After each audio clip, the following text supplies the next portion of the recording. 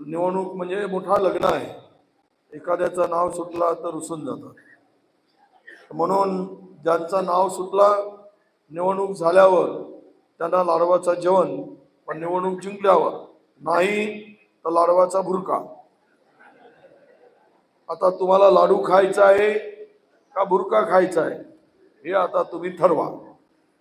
सर्व मंचावर असलेले मान्यवर, चुकला बुकला असलं सर्व आणि उपस्थित ज्यांच्या भरोशावर उद्याचे खासदार म्हणून तुमचा बुलंद आवाज म्हणून पार्लमेंटमध्ये तुमच्या ताकदीच्या भरोशावर, तुमच्या प्रचंड मेहनतीच्या भरोशावर या पार्लमेंटचे खासदार होणारे नामदेवराव किरसाणी यांना खासदार करणारे तुम्ही सर्व माझे बांधव भगिनी आणि मित्र, तुम्ही काही काळजी करू नका। फक्त आपला बूथ सांभाळा, बाकी यांना मी निपटवतो। काल धर्मराव म्हणून गेला, 4 तारखेनंतर वडेट्टीवार भाजपमध्ये जाईल।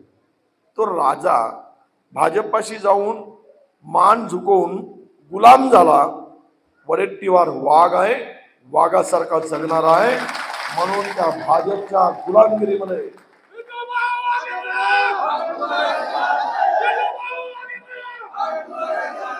तो राजा धनाने श्रीमंत आणि विचाराने भिकारी आहे।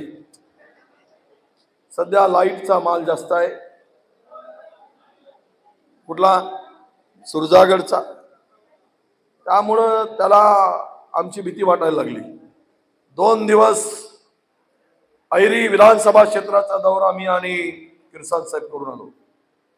तुम्हाला सांगतो, लिहून ठेवा, राजा येऊ का बाजा येऊ, ऐरी विधानसभा क्षेत्रातून किमान 30,000ची लीड काँग्रेसचा उमेदवारांनी इंडियाच्या उमेदवारांनी। प्रचंड माहोल आहे, सभांना गर्दी प्रचंड।